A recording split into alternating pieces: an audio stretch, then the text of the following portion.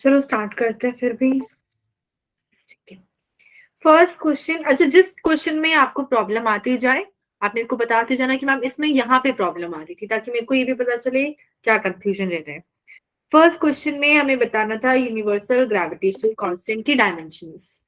तो ये आपका ग्रेविटेशन चैप्टर में टर्म आएगी, इसलिए आपको इसका फॉर्मूला नहीं पता होगा। किस किसने अटेम्प्ट करा था ये वाला पार्ट? ओके, तो यहाँ पे हमारे पास देखो फॉर्मूला होता है, यहाँ पे मेरे टेबल में सेंड किया था।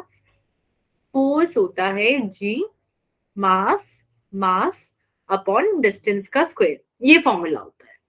तो यहां से जब हम जी का फॉर्मूला बनाते हैं, डायमेंशनल फॉर्मूला, तो हम फोर्स को डिस्टेंस के स्क्वायर से मल्टीप्लाई करेंगे और अपॉन में मास इनटू मास, मतलब मास का स्क्वायर हो गया। अब कैलकुलेट करो सब लोग, डायमेंशनल फॉर्मूला क्या बनेगा, फोर्स का क्या होता है ये बताओ पहले। Good evening ma'am. Good evening. Force का क्या होता है डायमेंशनल फॉर्मूला? MLT -2। करेक्ट, तो मैं फोर्स की जगह लिख देती हूँ MLT-2। डिस्टेंस का स्क्वायर मतलब कितना है डायमेंशनल फॉर्मूला? L2 L2। और मास का स्क्वायर मतलब M2 M2 आप बताओ कौन सा आंसर करेक्ट आएगा? B ये आ जाएगा हमारे पास। ये मास से एम स्क्वायर जब हम डिवाइड करेंगे तो मास की पावर -1 बच गई, लेंथ की पावर 1 और एल स्क्वायर लेंगे तो एल क्यूब आ जाएगा और टी की पावर -2। समझ आया है सबको? Yes ma'am. Yes ma'am. अब क्वेश्चन नंबर 2 में बताओ। Good evening. और मैं क्वेश्चन नंबर 2 में बताओ कि कितनी सिग्निफिकेंट फिगर्स हैं? 4 4 ये जो लास्ट की 4 हो जाएंगी ये हो जाएंगी, ठीक है। फिर question number, good evening Payal, question number 3 देखते हैं। Given that speed is v, r is the radius and g is the acceleration due to gravity. हमें बताना है इनमें से किसकी कोई भी डायमेंशन नहीं होगी, मतलब डायमेंशन लेस हो जाएगा। तो किस किसने अटेम्प्ट किया था? के तो इस क्वेश्चन को हम कैसे करेंगे, हमारे पास ये जो सारी टर्म्स है, अब इन सब में हमें ये बताना है ऐसा कौन सा फॉर्मूला है जिसमें m0 आ जाए, l0 आ जाए, t0 आ जाए। तो अगर आपके पास ऑप्शन है आप ऑप्शंस की मदद से इसे बना सकते हो। जैसे अगर मैं यहाँ पे कोई भी फॉर्मूला लूं, फॉर एग्जांपल लेते हैं डी वाला पार्ट, तो वेलोसिटी का स्क्वायर का डायमेंशन क्या हो जाएगा? L2 T -2 L2 T-2। Correct. अब अपॉन में क्या है मेरे पास? रेडियस। रेडियस का डायमेंशन फॉर्मूला क्या हो जाएगा? L L हो जाएगा। एक्सेलरेशन ड्यू टू ग्रेविटी का -2 LT-2। अब बताओ कि यहां से हमारे पास क्या वैल्यू आएगी डायमेंशंस की? 0 फिर हो जाएगी ना, ये दोनों कैंसिल हो गए, टी की पावर -2 से टी की पावर -2 कैंसिल हो गया। तो हमारे पास, मैंने तो वैसे ही उठाया था ऑप्शन नंबर डी और हमारे पास वो मैच हो गया। समझ आया सब? Good evening. Yes ma'am. Yes ma'am. अब हमने 3 क्वेश्चन डिस्कस कर लिए, इनमें से सबसे मुश्किल कौन सा लगा था आपको? जिसको जो भी मैम बोल सकता है।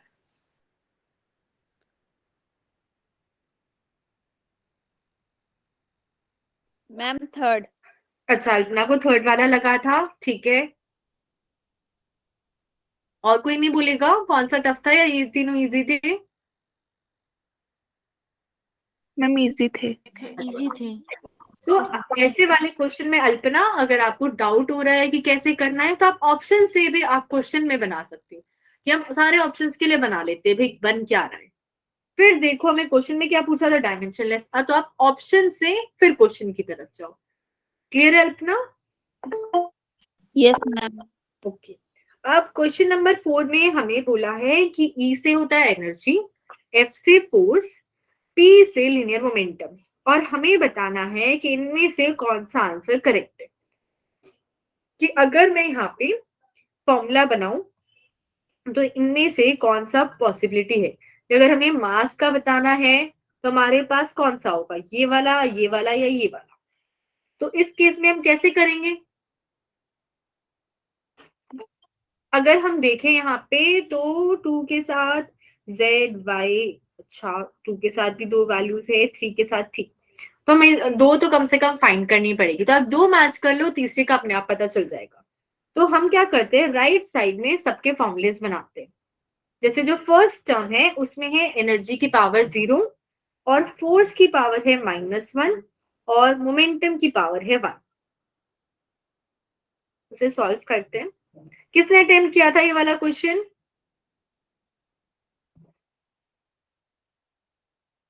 किसी ने अटेम्प्ट, इशिता ने किया था जी। तो हम लोग देखते हैं इसमें कैसे करेंगे। फोर्स की पावर -1 मतलब MLT-2 की पावर -1। और यहाँ पे है मोमेंटम का डायमेंशनल फॉर्मूला क्या हो जाता है? MLT-1। MLT-1 और इसकी पावर यहाँ पे है 1 फर्स्ट वाले पार्ट के लिए। तो अगर मैं इन दोनों को सॉल्व करूं तो पहले वाले से आया M-1 L-1, T की पावर क्या हो जाएगी? T की पावर क्या हो जाएगी यहाँ पे? +2। +2, करेक्ट। और इसको मेरे को मल्टीप्लाई करना है MLT-1। तो क्या आएगी मल्टीप्लाई करके मास की पावर? कोई भी बोल सकता है। मास की पावर क्या हो जाएगी? 0। करेक्ट। लेंथ की पावर? 0। टाइम की पावर? -1। -1 होगी या +1 होगी? +1। +1। Correct। तो ये कौन सी चीज बन गई है? मास बनाया, लेंथ बनाया, टाइम बनाया? टाइम। करेक्ट। तो हमारे पास x की वैल्यू आ रही है 3। अब देखते हैं वो किस किस ऑप्शन में। तो हमारे पास ये 2 ऑप्शन आ रहे हैं जिसमें x के साथ 3 लगा हुआ है। अभी तो 2 आ गए, तो हमें अगर एक में ही होता तो हम डायरेक्टली लिख सकते थे। तो अब हमें एक और के लिए सॉल्व करना पड़ेगा। तो हम मान लेते हैं, अब क्योंकि हम m की फोर्स की पावर -1 ऑलरेडी कैलकुलेट कर चुके हैं, तो हम ये वाला ले सकते हैं, थर्ड वाला। तो अगर हम इसका फॉर्मूला बनाएंगे तो एनर्जी का डायमेंशनल फॉर्मूला क्या होता है? ML2T-। 2T-2। Correct, ML2T-2। और अगर मैं यहाँ पे फोर्स की पावर -1 लूं जो आया था M-1 L-1 और T की पावर 2, तो इनको मल्टीप्लाई करोगे तो कौन सी क्वांटिटी मिलेगी हमें? मल्टीप्लाई करो। हमारे पास मास की फर्स्ट में पावर है 1, सेकंड में है -2, फिर फर्स्ट में लेंथ की पावर है 2, सेकंड में है -1, फर्स्ट में टाइम की पावर -2 और सेकंड वाले में है टाइम की पावर 2। तो मल्टीप्लाई करके कौन सी टर्म रहेगी? मास बचेगा, लेंथ बचेगा या time? Mass and length. Length. Correct, length हो जाएगा। ये मास इस मास को कैंसिल कर देगा, टाइम भी इस टाइम को कैंसिल कर देगा, बचेगा क्या? सिर्फ लेंथ। तो कौन सा ऑप्शन होना चाहिए हमारे पास Z के लिए? 2 होना चाहिए। अब आप बताओ ये फर्स्ट में है या सेकंड में है? ए में या फर्स्ट में। करेक्ट, तो हमारा आंसर ए हो गया। अब किस किस को इसमें डाउट है प्लीज बता दो, बोलो रिया। मैम एक बार रिपीट कर दो। अच्छा, ये नहीं समझ आया ना आपको, ये वाला पार्ट कैसे है सॉल्व होके? Yes ma'am. अच्छा ठीक है, मैं फिर से रिपीट करती हूँ। जब हम यहाँ पे इसे सॉल्व कर रहे हैं तो हमारे पास है एनर्जी के लिए आपने बताया था ML2T-2 और फिर है m की पावर -1, l की पावर -1, t की पावर +2।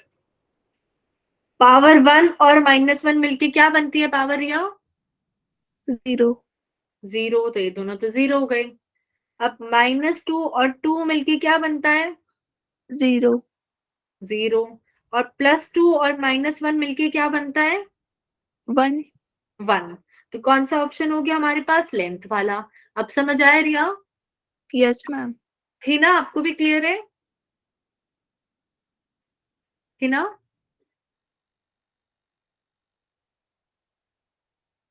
और किसी को डाउट है इन फर्स्ट 4 क्वेश्चंस में? No ma'am. तो आगे चलते हैं हम लोग फिर। हमारे पास यहाँ पे है question number 5। The speed v of a wave on a string depends on the tension force in the string and mass per unit length m by l. If it is known that force का dimensional formula given है m l t minus 2, the value of the constant a and b in the equation for speed हमें बताना है यहाँ पे a और b की क्या वैल्यूज है। यहाँ पे हम अगर देखें तो वेलोसिटी का डायमेंशनल फॉर्मूला क्या होता है? LT minus 1. LT minus 2. L T minus 1 होता है, वेलोसिटी माइनस 2 एक्सेलरेशन में आता है। और हमें इसके लिए फॉर्मूला बनाना था, और ये डिपेंड कर रहा है फोर्स पे और मास पर यूनिट लेंथ पे। तो फोर्स का डायमेंशनल फॉर्मूला यहाँ पे क्वेश्चन में ऑलरेडी गिवन है एम एल टी माइनस 2। और फोर्स की पावर क्या बोली हुई है क्वेश्चन में? फोर्स की पावर क्या है? MLT minus 2. वो तो फोर्स का डायमेंशनल फॉर्मूला हो गया। क्वेश्चन में एक पावर लगा रखी है फोर्स के साथ, वो क्या है? E. ए लगी। तो इसके ऊपर जो पावर है वो ए है। फिर मास पर यूनिट लेंथ उन टोटल के साथ लगी हुई है बी पावर। मास पर यूनिट लेंथ का डायमेंशनल फॉर्मूला क्या हो जाएगा? कोई बता सकता है? ML minus 1. Correct, M L minus 1। तो वो लिख देते हैं, और इसकी पावर है बी। तब हम सेम पावर को ऐड कर देते हैं। तो मास की पावर क्या आएगी ऐड करके? 2. यहां से इधर पावर ए लगेगी, इधर पावर बी लगेगी ना? MA plus B. ए प्लस बी आएगा। ये समझ आया सबको? Yes ma'am. Yes ma'am. अब लेंथ की पावर क्या आएगी ऐसी? LA plus B. A minus B. A minus B आएगा, क्योंकि इस वाले में लेंथ के ऊपर माइनस 1 है। तो ए माइनस बी, और टाइम के साथ -2A plus B. माइनस 2 ए आ जाएगा बस। बी तो सेकंड वाले में हमारे पास टाइम ही नहीं है। यहाँ तक किसी को कोई doubt? No ma'am. No ma'am. Compare करो लेफ्ट साइड और राइट साइड को। तो ए की वैल्यू क्या आ जाएगी? अगर हम टाइम वाली टर्म देखें दोनों साइड, तो ए की वैल्यू क्या आएगी? यहाँ पे टाइम की पावर -1 है, यहाँ पे -2a है। आप कंपेयर कर सकते हो दोनों को, क्या वैल्यू आ जाएगी? 1/2. -3. 1/2 आएगी। देखो यहाँ पे लेफ्ट साइड में पावर है -1, राइट साइड में है -2a। ये माइनस से माइनस कैंसिल हो गया। दिव्यांशी डायरेक्ट ऐड नहीं होता है, इसमें ए लगा हुआ है साथ में। तो ए की वैल्यू हो जाएगी 1/2। क्लियर है ये सबको? Yes ma'am. Yes ma'am. अब हमें बी की भी वैल्यू बतानी है। तो बी के लिए हम ले लेते हैं जैसे a प्लस बी, एम के ऊपर जो लगा हुआ है। लेफ्ट साइड में एम की पावर क्या है? 0. 0। तो हमारे पास अब a की वैल्यू है 1/2, तो b की वैल्यू क्या आएगी? -1/2. करेक्ट, -1/2। तो कौन सा ऑप्शन करेक्ट हो जाएगा? D. D option. समझ आया ये सबको? Yes Yes ma'am. ma'am. अब हम नेक्स्ट क्वेश्चन पे चलते हैं। Question number 6। यहाँ पे बोला हुआ है the air bubble form by explosion inside water performed, एक सेकेंड स्क्रीन हिल। The air bubble formed by explosion inside water performed oscillations with time period t that is directly proportional to pressure, density and energy due to the explosion. हमें यहाँ पे ए, B और सी की value बतानी है। तो इतना सब लैंग्वेज लिख रखा है कंफ्यूज करने के लिए, पर क्वेश्चन में पूछा ये है कि हमारे पास एक टाइम पीरियड है टी। टाइम पीरियड के डायमेंशनल फॉर्मूला क्या होता है? Time period, T. Time period time ही है, T. तो टी आ जाएगा डायमेंशनल फॉर्मूला। अब टाइम पीरियड 3 चीजों पे डिपेंड कर रहा है, प्रेशर पे, डेंसिटी पे और एनर्जी पे। तो हम क्या करते हैं, यहाँ पे प्रेशर का डायमेंशनल फॉर्मूला बनाते हैं। सबसे पहले क्या हो जाता है प्रेशर का? ml minus ml 1 T. Force upon area, ml minus 1 T minus 2। Clear है सबको? Yes, ma'am. Yes, ma'am. Yes, ma'am. Pressure की जगह लिख देते हैं ml minus 1 और T minus 2, और इसकी कुछ पावर होगी A, जो क्वेश्चन में बोला हुआ है। अब डेंसिटी का क्या डायमेंशनल फॉर्मूला होगा? ml minus T0. ml की पावर -3 T0, करेक्ट। तो हम डेंसिटी की जगह लिख सकते हैं ml की पावर -3 और इसकी ऊपर पावर हो गई B। फिर एनर्जी का क्या डायमेंशनल फॉर्मूला है, अभी बताया था आप लोगों ने? ml 2 ml minus 2. Correct, ml2T minus 2, और उसकी पावर क्वेश्चन में लगी हुई है C। अब हम इन तीनों को मल्टीप्लाई करें तो कितना डायमेंशनल फॉर्मूला बनेगा क्वेश्चन के हिसाब से?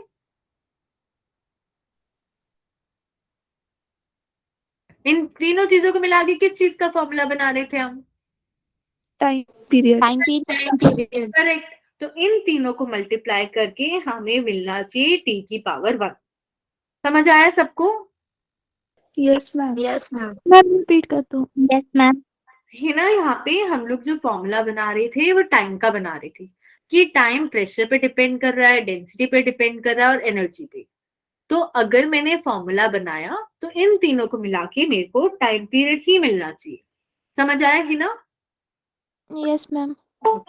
अब मैं जो राइट साइड में टर्म्स है प्रेशर, डेंसिटी, एनर्जी, उनको जब हम मल्टीप्लाई करेंगे तो मेरे को ये एक एक करके बताते जाओ कि सबसे पहले अगर मैं पूछूं तो मास की पावर क्या क्या होती जाएंगी ए, बी, सी के साथ? A plus B plus C. A plus B plus C. Correct, पहले एम क्या आ जाएगी? ए प्लस बी प्लस सी।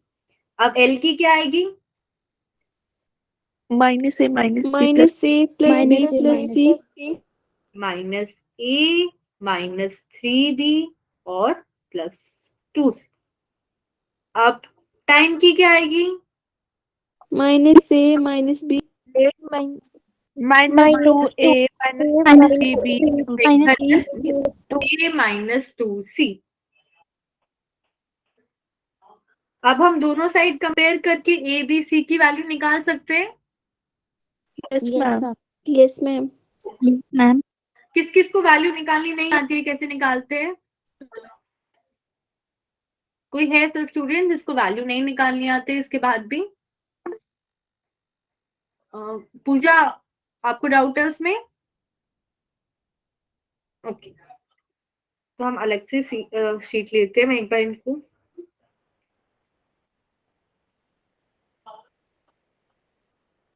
एक बार नोट कर लेती हूँ ताकि मैं नेक्स्ट पेज पे ये लिखूं। A plus B plus C M की पावर है, एल की power minus A minus 3b plus 2c, और टाइम की पावर है -2a minus 2c।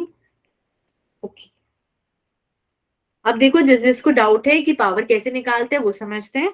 Left side में टी की पावर 1, राइट साइड में एम की power a plus B plus सी, एल की पावर है -a minus 3b plus 2c, और टाइम की पावर है -2a माइनस 2c। यहां तक तो डाउट नहीं है पूजा? नो मैम ओके, अब देखो हम लोग यहाँ से कंपेयर कर सकते हैं। लेफ्ट साइड बताओ एम की पावर क्या है? 0. 0 है। 0. तो हम लिख सकते हैं a plus B plus C equals to 0। फिर ऐसे ही मैं सेकेंड उससे लेंथ के उससे बता सकती हूँ लेफ्ट साइड पावर कितनी है? 0. फिर से 0. तो -a minus 3b plus 2c, ये भी हो जाएगा 0। यहाँ तक किसी को कोई doubt? No ma'am. Ma'am No, ma'am. अब टाइम की पावर अगर मैं देखूं तो -2a -2c किसके इक्वल हो जाएगा? 0 One. 1 के इक्वल। लेफ्ट साइड में तो t की पावर है ना 1। अब हम क्या करते हैं, कोई भी हमारे पास इसमें 3 वेरिएबल है, इसमें भी 3 है, इसमें 2 है, तो हम एक वेरिएबल को कम कर देते हैं, वरना हम सॉल्व ही नहीं कर पाएंगे। तो अगर मैं यहां से देखूं तो मेरे पास इस वाली इक्वेशन में -2a -2c, या फिर हम इसकी बात करते हैं, अब किसी में से भी एक वेरिएबल ले सकते हो। अगर मैंने यहाँ से a की वैल्यू निकाली वो आ जाएगी -b -c। ये समझ आया सबको? Yes ma'am Yes, ma'am. अब यस मैम यही सेम चीज मैं इसमें पुट कर देती हूँ एक ही जगह। तो मेरे पास आएगा minus -b -c -3b +2c equals to 0। Clear है सबको? Yes ma'am. तो यहाँ पे आया +b +c -3b +2c equals to 0। तो यहाँ पे अगर हम सॉल्व करेंगे तो हमारे पास आएगा कितना आ जाएगा b के साथ? पूजा आप बताओ, इसको सॉल्व करो आगे। पूजा, Ma'am, 0. अब मैं इस साइड की बात कर रही हूँ, b के साथ क्या आएगा? एक b ये है और एक -c भी ये है, दोनों को ऐड करके क्या मिलेगा? -4b Ma'am, 3B. b, अच्छा 1 में से 3 माइनस करते तो क्या मिलता है पूजा? -2. -2 मिलता है। वही सेम चीज यहाँ पे, बस साथ में b भी लगा हुआ है। तो b में से मैं 3b माइनस करूंगी तो मेरे को मिलेगा यहाँ पे -2b। समझ आया पूजा? Yes, ma'am. अब c और 2c को अगर हम ऐड करेंगे तो क्या बन जाएगा? 3c 3C. 3 3, ma'am. Equals to 0। अब हम क्या करते हैं, ये हमारे पास एक इक्वेशन आ गई। अब इसमें भी मैं क्या करती हूँ, एक ही जगह वही वैल्यू पुट कर देती हूँ -b -c। तो मैं पुट करती हूँ -2 -b -c -2c equals to 1। इसको मल्टीप्लाई करेंगे तो 2b हो गया +2c हो गया -2c इक्वल्स टू 1। ये समझ आया सबको? Yes ma'am yes ma'am. अब ये 2 से इस 2c को कैंसिल कर देते, एक प्लस में है एक माइनस में है, तो 2b इक्वल्स टू 1 आ गया। तो b की वैल्यू क्या आएगी? 1/2 1/2. 1 करेक्ट। अब b की वैल्यू आ गई तो c के लिए हम इस वाली में डाल देते हैं b की value, -2 into 1/2 +3 into c equals to 0। अब इस 2 से इस 2 को कैंसिल कर सकते हैं, तो ये आ जाएगा -1 +3c इक्वल्स टू 0। दिव्यांशी, यहाँ से c की वैल्यू क्या आएगी? दिव्यांशी, यस मैम यहाँ से c की वैल्यू क्या आएगी?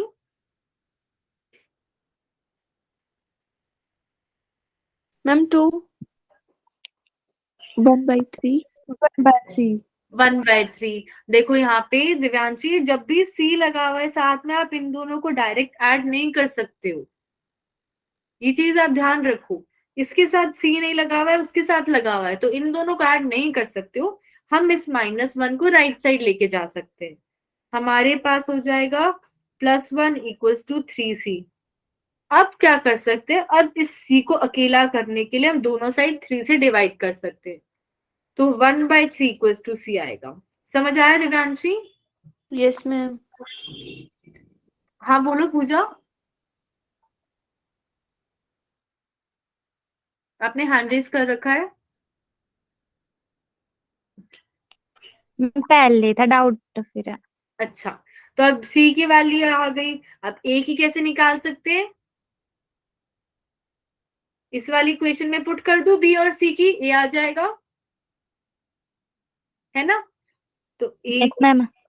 B की वैल्यू आई थी मेरे पास 1/2, तो -1/2। C की वैल्यू आई -1/3। कितनी वैल्यू आएगी यहाँ पे? कौन बता सकता है?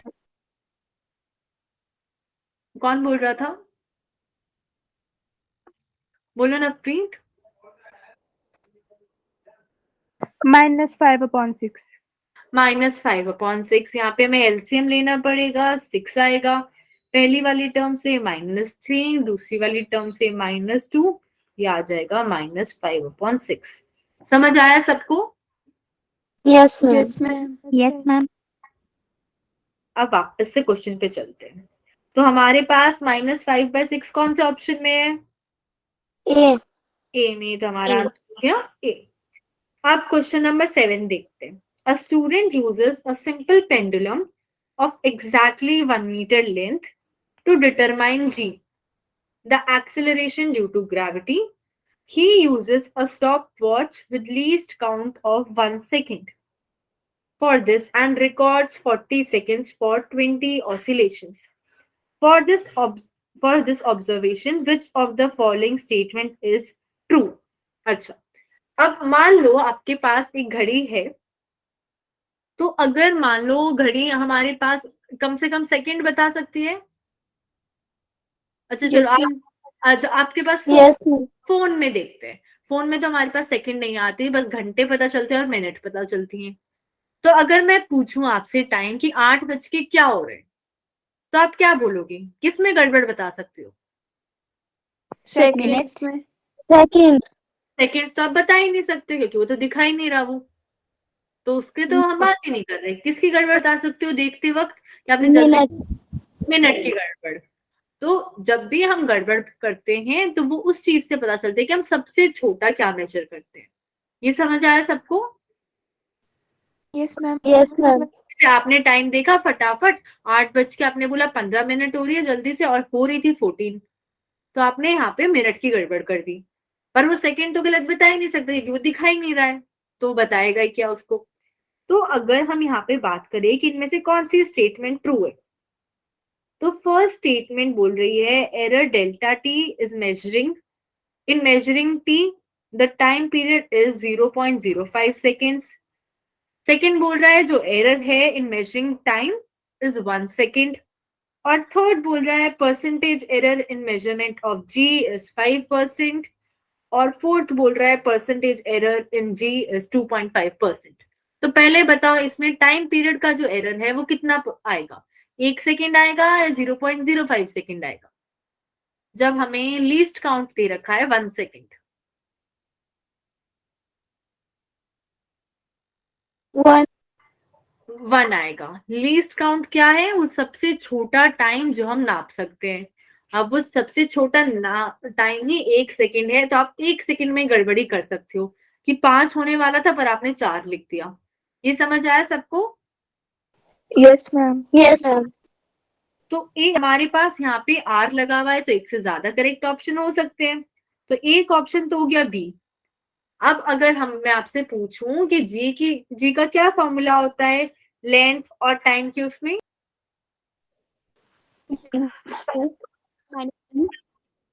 क्या बोल रहे हो? LT -2। नहीं नहीं नहीं, मैं ये बोल रही हूँ कि एक फॉर्मूला होता है जी एल और टी से मिलके बनता है, वो क्या होता है? किसी को पता है वो फॉर्मूला क्या होता है?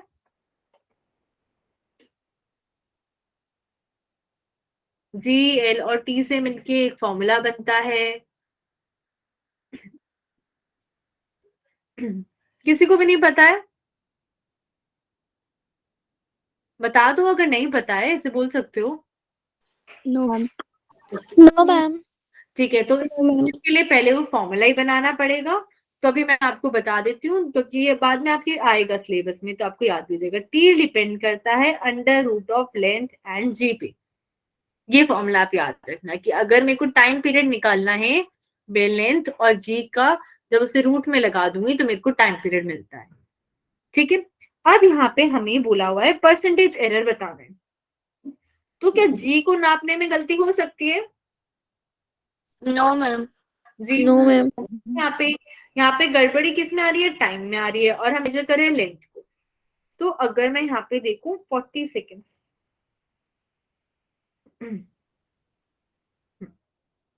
यहाँ पे हम अगर देखें तो अगर मैं इसके फॉर्मूले में थोड़ा सा चेंज करूं तो ये आएगा T square equal to L by G. ये समझ आया सबको?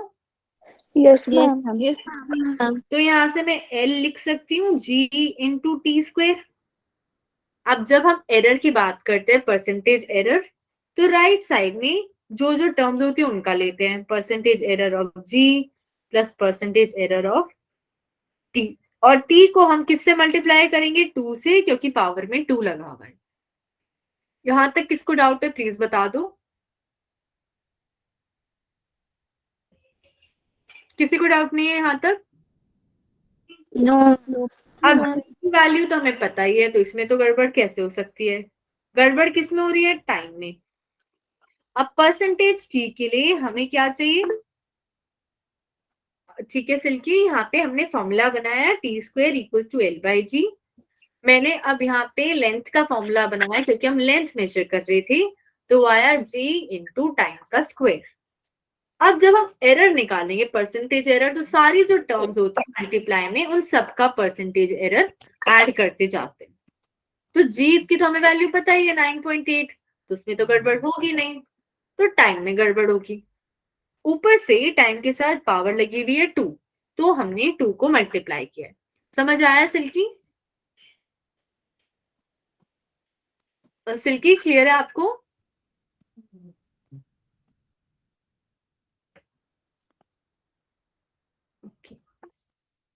ओके, तो अब हम यहाँ पे परसेंटेज निकालते हैं, तो एक हमें पता चलता है कि गड़बड़ कितनी हुई प्लस ओरिजिनल चीज कितनी थी। ऐसे ही निकालते हैं और उसको 100 से मल्टीप्लाई करते हैं। yes, ma'am. अब इस क्वेश्चन में हमने कितना टाइम मेजर करा है, कोई बता सकता है? 1 second. 1 सेकेंड तो सबसे कम टाइम जो हम मेजर कर सकते हैं, जो गड़बड़ी हो रही थी वो ये। हमने नापा कितना, कितना आंसर आया हमारा टाइम? 40 seconds. 40 seconds. 40 सेकेंड्स। तो हम यहाँ पे जब परसेंटेज ऑफ टाइम निकालते हैं तो ये आएगा, गड़बड़ी हुई 1 सेकेंड की, हमने मेजर करा 40 और इसको 100 से मल्टीप्लाई कर देते हैं, तो कितना परसेंटेज बन जाएगा, कितना परसेंटेज बना है यहाँ पे? 100 अपॉन 40 करेंगे तो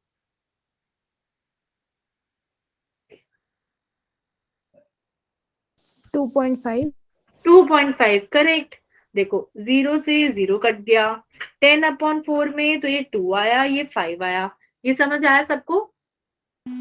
Yes, Yes, ma'am. ma'am. और 5 को 2 से डिवाइड कर देंगे तो 2.5 आ जाएगा। तो हमारे पास अब कौन सा करेक्ट ऑप्शन आया, सी आया या डी आया?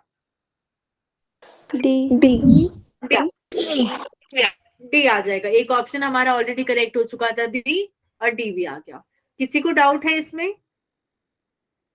No, ma'am. No, ma'am. तो इसलिए हमें पहले फॉर्मूला ही पता होना चाहिए था।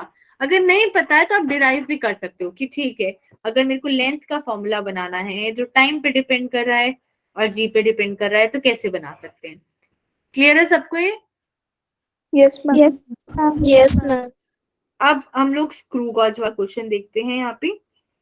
A screw gauge gives the following reading when used to measure the diameter. हम डायमीटर मेजर कर रहे हैं और हमें रीडिंग्स ऐसे मिल रही है कि मेन स्केल रीडिंग मिली 0, सर्कुलर स्केल से रीडिंग मिल रही है 52, और given that 1 millimeter on main scale corresponds to 100 divisions of circular scale।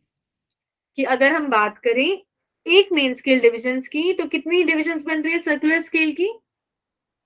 52. 100 बन रही है।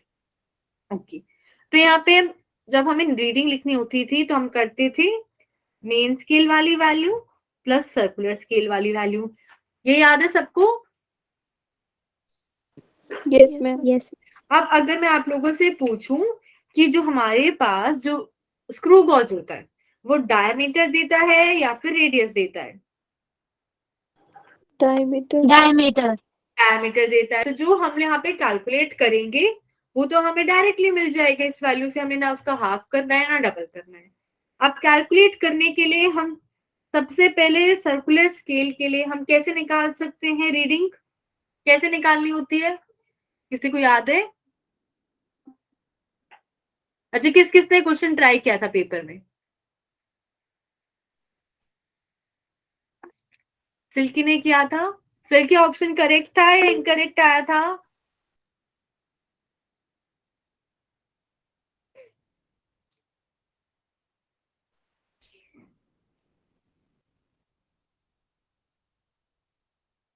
अच्छा, जब मैंने आपको यहाँ पे बताया था स्क्रू गॉज में, तो मैंने बोला था एक पूरा सर्कल कुछ पर्टिकुलर डिस्टेंस कवर करता है, उसको मैंने बताया था पिच। ये याद है सबको? Yes, ma'am. है ना? अब यहाँ पे सर्कल में 100 डिविजन्स हैं और वो 100 डिविजन्स मिलके कितनी वैल्यू आ रही है, कितना डिस्टेंस आ रहा है? क्वेश्चन में लिखा हुआ है कि 100 वैल्यू 100 डिविजन्स थे, तो उससे कितना डिस्टेंस बन रहा है? 0.05. 52. ओके सर, यहाँ पे देखो ये वाला पॉइंट है, given that 1 millimetre on main scale corresponds to 100 divisions of circular scale. तो 100 डिविजन्स मिलके कितना डिस्टेंस बन रहा है? 1 mm. 1 millimeter. 1 मिलीमीटर। हाँ जी, तो मतलब यहाँ पे जो पिच दे रखी है वो 1 मिलीमीटर है। और जब हमें वो निकालना होता था लीस्ट काउंट, तो हम ये देखते थे कि कितने डिविजन्स हैं, जो यहाँ पे कितने दे रखे हैं 100। तो लीस्ट काउंट के लिए पिच को हम डिवीजन से डिवाइड कर देते थे, याद है ये? Yes, ma'am. तो यहाँ पे लीस्ट काउंट क्या आ जाएगा? 0.01 मिलीमीटर। अब जब हम रीडिंग लिखते हैं तो मेन स्केल वाली तो एज इट इज लिखते हैं, सर्कुलर स्केल वाली निकालने के लिए जो भी लीस्ट काउंट है उसको मल्टीप्लाई करते हैं कितने डिविजन्स आ रहे हैं हमारे पास उस स्केल में, जब हम एक्सपेरिमेंट कर रहे थे तब। तो यहाँ पे दे रखा है कि सर्कुलर स्केल में 52 डिविजन्स आ रहे हैं और मेन स्केल की रीडिंग है 0, तो मेन स्केल के लिए 0 लिख देते हैं। सर्कुलर स्केल के लिए हमारे पास सर्कुलर स्केल के डिवीजन और लीस्ट काउंट से मल्टीप्लाई करेंगे, इनको मल्टीप्लाई करेंगे तो कितनी वैल्यू आएगी? 0.52. 0.52 मिलीमीटर। तो वो ऐड कर देते हैं। तो अब आप बताओ इनमें से कौन सा ऑप्शन होगा, फर्स्ट, सेकंड, थर्ड या फोर्थ? First. सबका फर्स्ट आ रहा है? Ma'am, second. नवप्रीत सेकंड कैसे आया? Third. थर्ड तो नहीं आएगा, पर नवप्रीत आप एक्सप्लेन कर सकते हो सेकंड कैसे आया?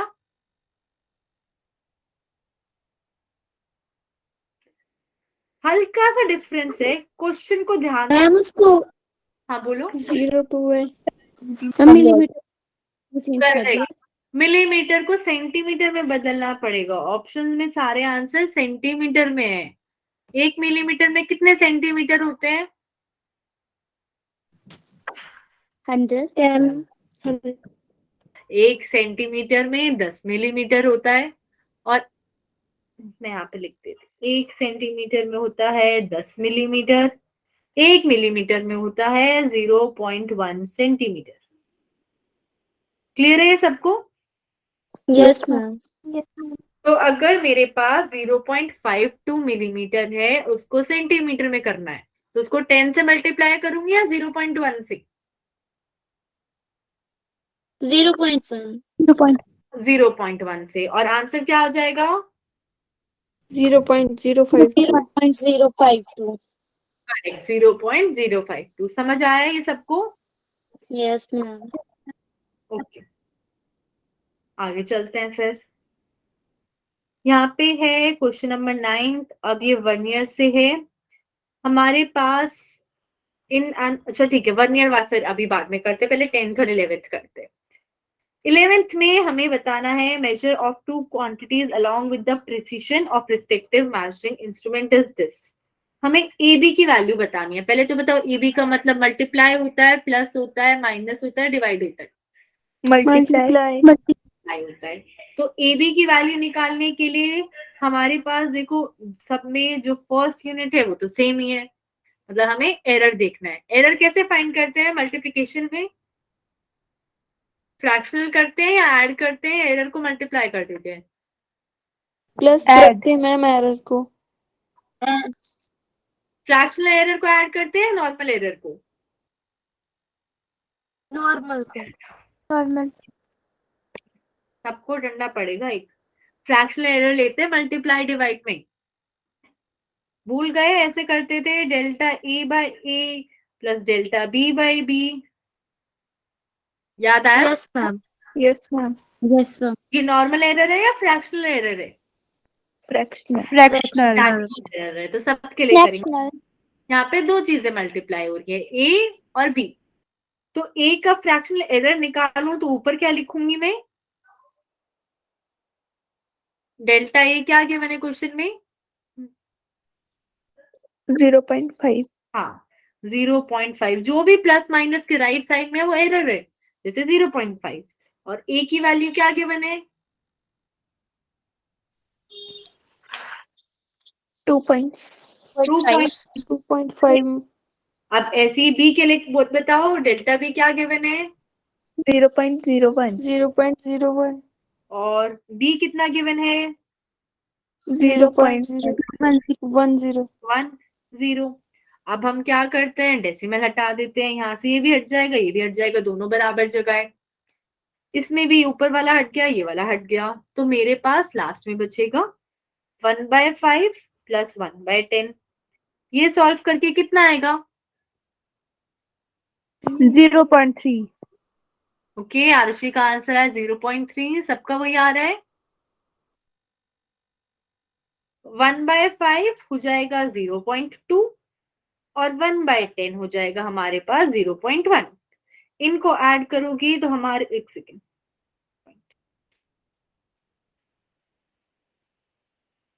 हाँ इनको ऐड करोगी तो हमारे पास क्या आ रही है वैल्यू? 0.3। करेक्ट, हमारे पास ये वैल्यू आ गई। अब जब हम आंसर निकालते थे तो हम लेफ्ट साइड में भी डेल्टा एक्स अपॉन एक्स और फिर ऐसे लिखते थे। याद आया सबको? Yes ma'am. तो अगर हमें एरर फाइंड करना है तो हम फिर x को मल्टीप्लाई भी करेंगे, और x यहाँ पे कैसे बनता है? नॉर्मल जो चीजें हैं उनको मल्टीप्लाई करके। जैसे यहाँ पे x हो जाएगा a इंटू बी। बोलो नवप्रीत। मैम ये 0.3 कहाँ से आया? इसको सॉल्व करके आया 1/5 प्लस 1/10 को। अगर आप एलसीएम लेके भी करोगे तो भी आ जाएगा। जैसे आप एलसीएम लोगे यहाँ पे 10, तो हमारे पास आएगा ऊपर 2 + 1 3, 3/10। समझ आया नवप्रीत? Yes ma'am. अब मेरे को बताओ x की वैल्यू क्या है जो मल्टीप्लाई करना है लास्ट में?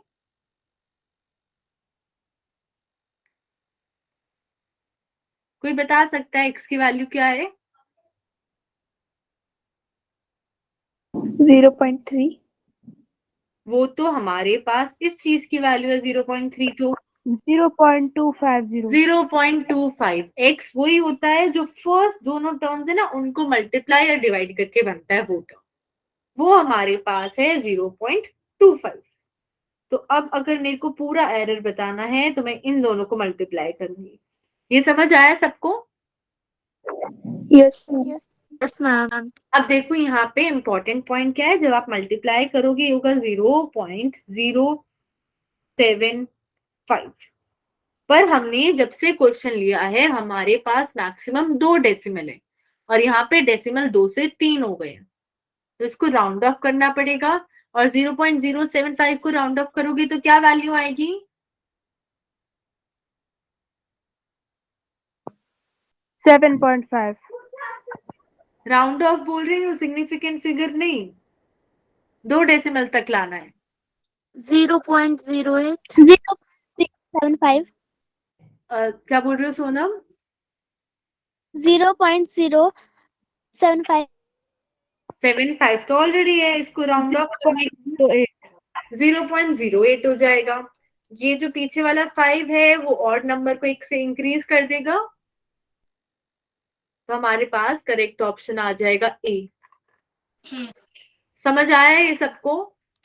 Yes ma'am. मैम। एक बार मैम ये Yes, ma'am. 0.2 और 0.1 कहाँ से आया? अच्छा वो उसको आप भूल जाओ, ये 1/5 करोगे डिवाइड करोगे तो उससे आया। आप एलसीएम लेके भी कर सकते हो, सेम ही आंसर आएगा। Yes ma'am. ठीक है, तो आप क्या करना है, एरर्स वाले फॉर्मूले मेरे को लग रहा है वीक हैं अभी आपके, मल्टीप्लिकेशन वाले, उसको प्लीज एक बार फिर से देखना, वरना क्वेश्चंस में प्रॉब्लम होगी। अब क्वेश्चन नंबर 10 देखते हैं। The pressure on a circular plate is measured by measuring the force and the radius. Pressure का फॉर्मूला क्या होता है? Force upon area. Force upon area. Force upon radius का स्क्वायर लिख सकती हूँ मैं, यस मैम। है ना। अब यहाँ पे बोला है जो रेडियस है उसमें परसेंटेज एरर है 5 और फोर्स में परसेंटेज एरर है 3, और हमें बताना है कि प्रेशर में कितना एरर होगा। तो कैसे निकालेंगे, कितना हो जाएगा? किसी को आता है तो वो गेस कर सकता है। 8।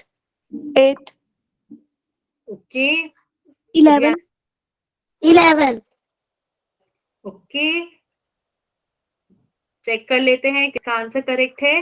तो हम यहाँ पे जब करेंगे तो परसेंटेज एरर में हमें एफ का परसेंटेज ऐड करना पड़ेगा, और आर का जब परसेंटेज लोगे तो उसमें हमें 2 भी मल्टीप्लाई करना पड़ेगा, 2 इंटू आर का परसेंटेज, और फोर्स का परसेंटेज क्वेश्चन में 5 गिवन है, तो वो गया 5%। रेडियस का ऑलरेडी गिवन है क्वेश्चन में 3%, तो 2 इंटू 3, ये आ गया 6 प्लस 5 11। समझ आया सबको? Yes, ma'am. ओके, अब फर्स्ट क्वेश्चन देखते हैं फिर से, क्वेश्चन नंबर 9 जो है यहाँ पे। In an experiment the angles are required to be measured using an instrument 29th division coincide with 30th division of vernier, and if the smallest division of mean scale is half degree, हमें least count बताना है। तो least count के लिए vernier में हम क्या करते हैं, आपको जो भी डिवीजन दे रखी है, जैसे यहाँ पे बोला है कि वर्नियर की 30 डिवीजन जो है हमारे पास वो मेन स्केल की 29 की इक्वल है।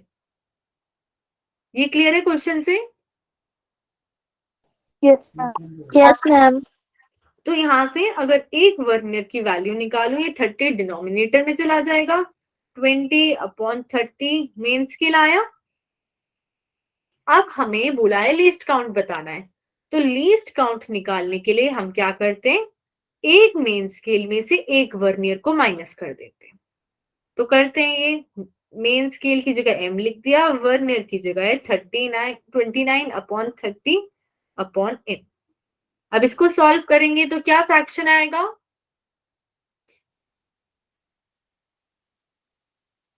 एलसीएम लोगे 30, क्या आ जाएगा फिर?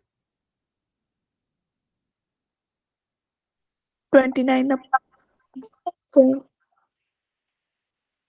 जब हम इसका एलसीएम लेंगे 30 तो इधर 30m हो जाएगा ना,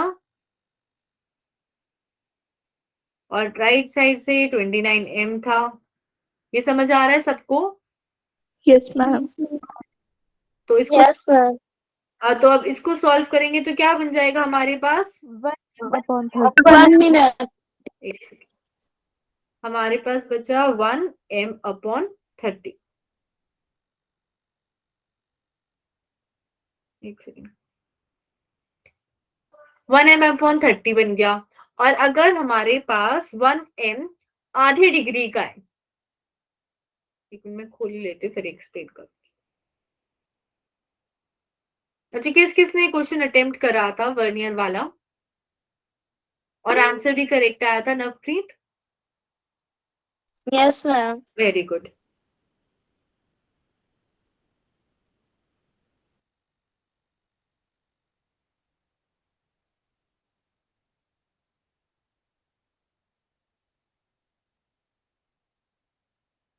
सब कुछ इरेज हो गया। हमारे पास आया है कि एक वर्ड जो लीस्ट काउंट आया था 29/30 m से यूज करके आया था कि हमारे पास लीस्ट काउंट है 1/30 m। ये क्लियर है सबको? Yes, ma'am. Yes, ma'am. अब क्वेश्चन में बोला हुआ है कि 1 m इक्वल्स टू 0.5 डिग्री, मतलब 1 m आधे डिग्री के बराबर था, हाफ इंटू 60 डिग्री। तो यहां से बन गया 1/हाफ इंटू 60 डिग्री। ये समझ आया सबको? 1/60 आ गया, हाफ इंटू 30 करेंगे तो Yes, ma'am. Yes, ma'am. अभी आपने, क्योंकि आप लोग के पास मैथ्स नहीं है तो ये नहीं आया होगा, तो अगर हम 1 डिग्री ले तो वो 60 मिनट से बनती है। तो यहाँ पे अगर मैं 1/60 डिग्री की बात कर रही हूँ तो कितनी मिनट हो जाएंगी? 1. 1 मिनट हो जाएंगी। तो इसमें ऑप्शन हमारा डी आएगा। तो कभी इस टाइप का क्वेश्चन है एंगल का तो याद रखना 1 डिग्री में 60 मिनट होती है। क्लियर है सबको? Yes, ma'am. Yes, ma'am. Yes, ma'am. क्योंकि मैथ्स में आता है 11th में, उससे पहले आपने नहीं पढ़ा होगा। ओके, अब हमारे पास है क्वेश्चन नंबर 12। अच्छा, टाइम कम है तो पहले मेरे को ये बताओ 12, 13, 14, 15 इनमें से कौन सा क्वेश्चन पर्टिकुलर आप पहले सॉल्व करना चाहते हो? 13. 13, ठीक है। 13 में हमारे पास एल एम एन 3 क्वांटिटीज हैं और तीनों के डायमेंशन अलग है, कि एक है मान लो मास, एक है फोर्स, एक है एक्सेलरेशन। अब बोल रहा है कि इनमें से कौन सा कॉम्बिनेशन बिल्कुल मीनिंगफुल क्वांटिटी नहीं देगा, मतलब कौन सा ऐसा कॉम्बिनेशन है जिसको सॉल्व करने से हमें वेस्ट चीज मिलेगी। वेस्ट का मतलब है बेसिकली हम इसको सॉल्व भी नहीं कर सकते। जैसे आप क्या केजी में से मीटर माइनस कर सकते हो? No, ma'am. No, No, ma'am. ma'am. तो अब अगर यहाँ पे मेरे को ये बताना है कौन सी चीज बिल्कुल मीनिंगफुल नहीं होगी, तो फर्स्ट ऑप्शन है कि मैंने दो चीजों को मल्टीप्लाई किया और फिर तीसरे से डिवाइड कर दिया। क्या ये पॉसिबल है? हम कर सकते हैं? Yes, ma'am. ये तो हम कर सकते हैं, तो ये ऑप्शन नहीं होगा। फिर सेकंड वाले में मैंने क्या किया, इन दोनों को मल्टीप्लाई करा, फिर जो आंसर बना उसको एम से माइनस कर दिया। तो ऐसा हो सकता है कि इन दोनों को मल्टीप्लाई करके मेरे को एम ही मिल रहा हो, Yes, ma'am. Yes, ma'am. है ना? तो ये भी ऑप्शन पॉसिबल नहीं है। तीसरे में क्या किया हमने, इन दोनों को मल्टीप्लाई किया, एम स्क्वायर में से माइनस कर दिया। तो ये भी हो सकता है कि हो सकता है उनको मल्टीप्लाई करके एम स्क्वायर मिले और फिर मैं डिवाइड तो किसी को भी कर सकती हूँ, तो ये भी पॉसिबल है। समझ आ रहा है ना सबको? Yes, ma'am. अब चौथे में मैंने एल में से एम को माइनस करा, क्या ये पॉसिबल है? No, No, ma'am. ma'am. क्योंकि एल और एम क्वेश्चन में बोला हुआ है अलग अलग चीजें हैं और मैं दो अलग अलग चीजों को सब्ट्रैक्ट नहीं कर सकती। क्लियर है सबको ये? Yes, ma'am. Yes, ma'am. Yes, ma'am. Correct option fourth हो जाएगा। ओके, अब इसके बाद कौन सा क्वेश्चन लेना चाहते हो? Last. लास्ट वाला। Yes, तो ma'am. हमारे पास यहाँ पे बोला हुआ है, हमारे पास रेशियो है R equals to 1 minus A upon 1 plus A, और हम यहाँ से ए की वैल्यू फाइंड कर रहे हैं और हमें बोला है the error in the measurement of A is delta A, then the error in measuring delta R will be. कि तो इसमें हमें डेरिवेटिव यूज करना पड़ेगा, हम लोग दोनों साइड डिफरेंशिएट करेंगे। तो यहाँ पे हमें क्वेश्चन रूल लगाना पड़ेगा और लेफ्ट साइड तो एज इट इज हो जाएगा।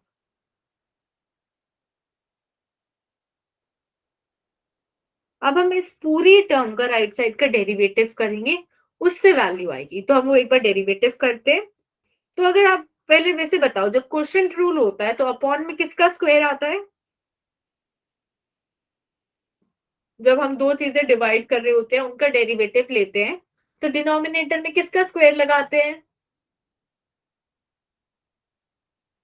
याद है किसी को?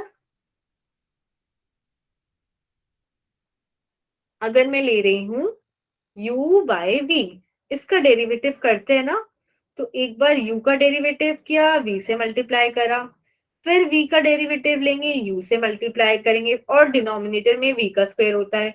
याद आया ये सबको? Yes, ma'am. Yes, ma'am. तो जब हमारे पास डायरेक्ट फॉर्मूला नहीं होता है ना एरर का, तो डेरिवेटिव से क्या मिलता है? हमें चेंज मिलता है, तो हम एरर डेरिवेटिव की मदद से निकाल सकते हैं। ये समझ आया सबको कि डेरिवेटिव क्यों कर रहे हैं? Yes, ma'am. Yes, ma'am. Yes, ma'am. अब क्या करते हैं? इसका डेरिवेटिव करते हैं। तो 1 माइनस ए का जब आप डेरिवेटिव करोगे इस न्यूमरेटर का, तो क्या वैल्यू आएगी? 1 माइनस ए का डेरिवेटिव करेंगे पहले और उसको 1 प्लस ए से मल्टीप्लाई करेंगे, फिर 1 प्लस ए का डेरिवेटिव करेंगे और 1 माइनस ए से मल्टीप्लाई करेंगे और अपॉन में जो डिनोमिनेटर था उसका स्क्वायर आ जाएगा। मैंने सिंपल वो फॉर्मूला यूज करा है, क्वेश्चन रूल वाला, जो डिवाइड वाला था वो करा है। समझ आया इतना सबको? Yes, ma'am. Yes, ma'am. अब इसका डेरिवेटिव जब आप करोगे तो 1 कांस्टेंट है, उसका डेरिवेटिव 0 और माइनस ए की जगह आप लिख सकते हो माइनस, जिसका डेरिवेटिव कर रहे हैं हम ए का, तो माइनस डेल्टा ए, और उसको हम मल्टीप्लाई कर रहे हैं 1 प्लस ए से। ये समझ आया सबको? Yes, ma'am. बाकी लोग समझ आया है? Yes, ma'am. ओके। अब हमने राइट साइड में जब हम कर रहे हैं तो 1 का डेरिवेटिव फिर से 0, ए का इस बार फिर से डेल्टा ए आ जाएगा और साथ में मल्टीप्लाइड है 1 माइनस ए। अभी मैं डिनोमिनेटर साथ में नहीं लिख रही हूँ, नीचे सेम ही रहेगा। तो अब इसे मल्टीप्लाई करते एक एक करके, तो मेरे पास आया minus delta A minus A delta A, फिर इन दोनों से आया minus delta A plus A delta A, तो ये दोनों टर्म तो कटी गई, क्या बचा? माइनस 2 डेल्टा ए, और अपॉन में किसका स्क्वायर था? 1 प्लस ए का स्क्वायर। अब आप देखो कि ऐसा कोई ऑप्शन हमें मिल रहा है जो मैच कर रहा है? No, ma'am. सेकेंड वाला ऑप्शन यही तो है, 2 डेल्टा ए का होल स्क्वायर। मैम तो इसमें माइनस थोड़ा ना, Ma'am, तो minus क्या? एरर में तो पॉजिटिव नेगेटिव दोनों लेते हैं ना? Yes, ma'am. Yes, ठीक है, ma'am. तो उसमें आप साइन नहीं देखोगे, आप ये देखोगे कि चीज क्या है, क्योंकि एरर में तो हमें दोनों ही लेना है, कितना ज्यादा भी हो सकता है कम भी हो सकता है। समझ आया ये सबको? Yes, ma'am. Yes, ma'am. Yes, तो ma'am. जब आपके पास क्वेश्चन में आपको सीधा समझ नहीं आ रहा और एरर पूछा हुआ है, आप डेरिवेटिव कर दो। राइट साइड में भी एक चीज बदल रही होगी, उसकी जगह हमने डेल्टा लगा दिया। राइट साइड में जो ए बदल रहा था उसकी जगह हर जगह हम डेल्टा ए लगाते गए। क्लियर है सबको? ओके। Yes. Yes, ma'am. 12 और 14 तो डायरेक्ट हमें फिर से फॉर्मूला ही बनाना है और उसकी पावर्स को इक्वेट करना है। तो अब कैसा लग रहा है? पेपर बहुत मुश्किल था? No, ma'am. नेक्स्ट टाइम जब भी पेपर होगा तो उससे पहले अगर आपको कोई डाउट हो ना, तो आप मेरे से वो भी पूछ लेना कि मैम ये ना क्वेश्चन, इस टाइप के क्वेश्चन नहीं हो रहे हैं, या मैथ्स में कोई नहीं चीज समझ आ रही है कि ऐसे वाला मैथ्स कैसे करते हैं, तो आप वो भी पूछ सकते हो।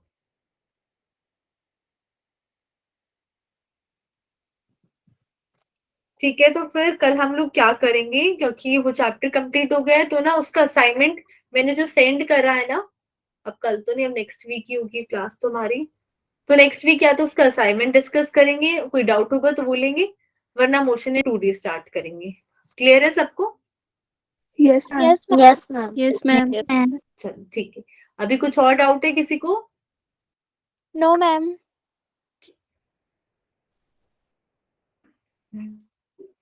सबको कुछ हेल्प हुई है इससे, सोल्यूशन से? Yes, yes. Yes, ma'am. चलो, bye bye then everyone, thank you. Thank you, ma'am. Thank you, ma'am. Thank you, ma'am. Bye, ma'am. Bye.